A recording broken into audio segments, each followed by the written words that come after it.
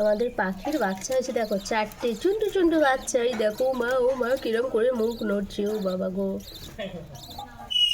একটা একটু হালকা লোম উঠেছে, মানে একদিন এক একটা করে হয়েছে, তো ওই জন্য এক একটা বাচ্চা এক এক রকম।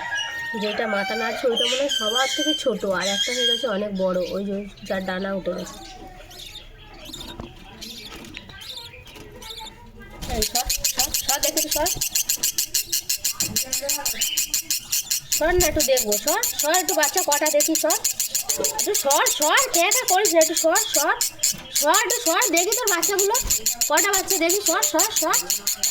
একটা দুটো তিনটে দেখা যাচ্ছে, সর না সর না, সর সর সর সর সর সর সর সর সর সর।